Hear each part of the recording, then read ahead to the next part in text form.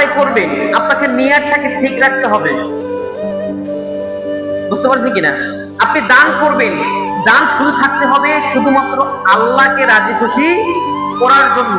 এই নিয়াতটাকে ঠিক রাখতে হবে। মনের যে আশা আকাঙ্ক্ষা গুলা রয়েছে, মনের যে অনুভূতি গুলো রয়েছে, এই অনুভূতিটাই হচ্ছে নিয়াত।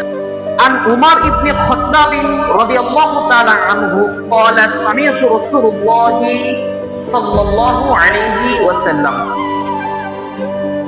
আমি যখন রাসূলুল্লাহ সাল্লাল্লাহু আলাইহি রাসূলুল্লাহ বলবো, আপনাদেরকে সাল্লাল্লাহু আলাইহি ওয়াসাল্লাম বলা ওয়াজিব হয়ে যায়, বুঝতে পারছেন কিনা? জন্য হাদিস যখন আমি বর্ণনা করব বা তেলাওয়াত করব, তখন এই সময়টাতে সাল্লাল্লাহু আলাইহি ওয়াসাল্লাম এতটুকু হলো বলবেন, বুঝতে পারছেন কিনা? এতটুকু বলার কারণে আল্লাহ সুবহানাহু ওয়া তাআলা আপনার উপরে 10টি রহমত নাযিল করেন। কয়টি রহমত? 10টি রহমত নাযিল করেন। সুবহানাল্লাহ। এই জন্য মানে আমরা অলসতা করব না, বুঝতে পারছেন কিনা?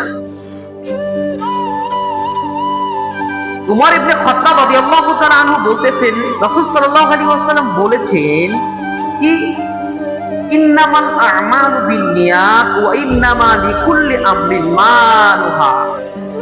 তোমরা যা কাজ করো সমস্ত কাজগুলো তোমাদের নিয়াতের উপর নির্ভর করে, কতটুকু কবুল হবে আর কতটুকু হবে না।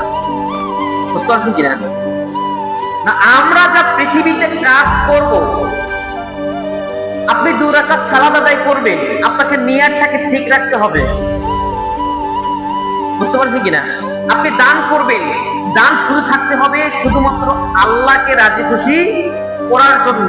এই নিয়াতটাকে ঠিক রাখতে হবে। মনের যে আশা আকাঙ্ক্ষা গুলা রয়েছে, মনের যে অনুভূতি গুলো রয়েছে, এই অনুভূতিটাই হচ্ছে নিয়াত। অনুভূতিটা কি?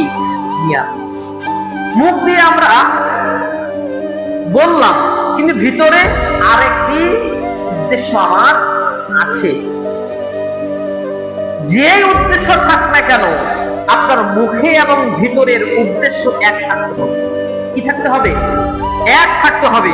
যদি তোমরা এক রাখতে পারো, তাহলে আল্লাহ রাসূল সাল্লাল্লাহু আলাইহি ওয়াসাল্লাম বলতেছেন, তাহলে আল্লাহ সুবহানাহু ওয়া তাআলা এই যে নিয়াতটা করেছে, এই নিয়াতের উপরেই আল্লাহ তাআলা তার কাজকে বাস্তবায়ন করে দিবেন। সুবহানাল্লাহ।